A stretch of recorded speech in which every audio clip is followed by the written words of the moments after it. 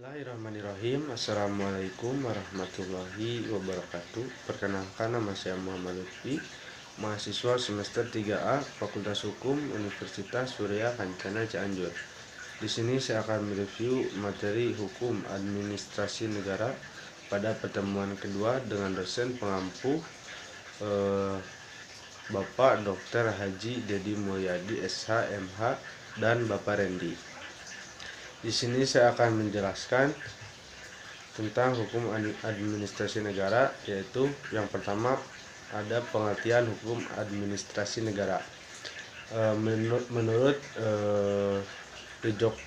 Djoko Sutomo, hukum administrasi negara adalah hukum yang mengatur tentang hubungan-hubungan hukum antara jabatan-jabatan dalam negara dengan warga negara. Adapun istilah dari hukum administrasi negara adalah hukum tata usaha negara atau HTUN atau hukum tata pemerintahan.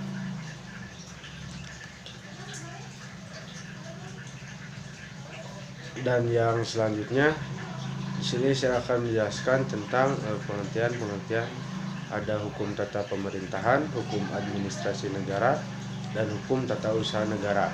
Yang pertama, hukum tata pemerintahan adalah hukum yang pada hakikatnya merupakan pengatur tata pelaksanaan pemerintah atau pelaksanaan undang-undang yang telah menjadi kekuasaan lembaga eksekutif. Sedangkan hukum administrasi negara dalam arti sempit yaitu hukum yang mengatur perihal pengurusan kerumah tanggaan negara secara intern.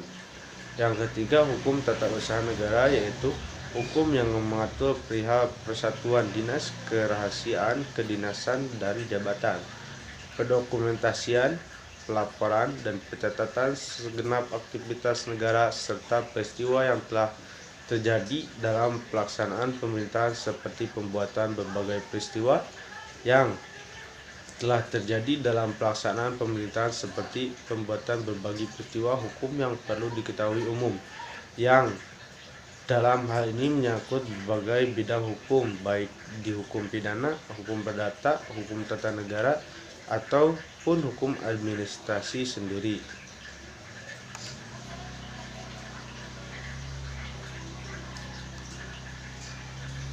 Dan yang selanjutnya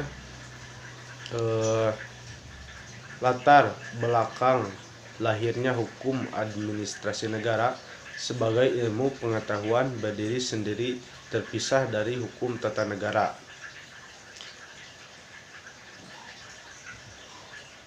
Dan adapun objek hukum administrasi negara adalah pertama, pemegang jabatan dalam negara itu atau alat-alat perlengkapan negara dan warga masyarakat.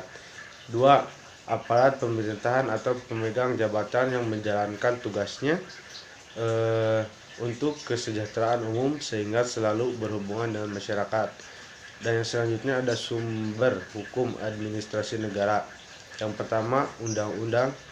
Yang kedua, praktek administrasi negara atau konvensi administrasi negara sebagai kebiasaan dalam praktek.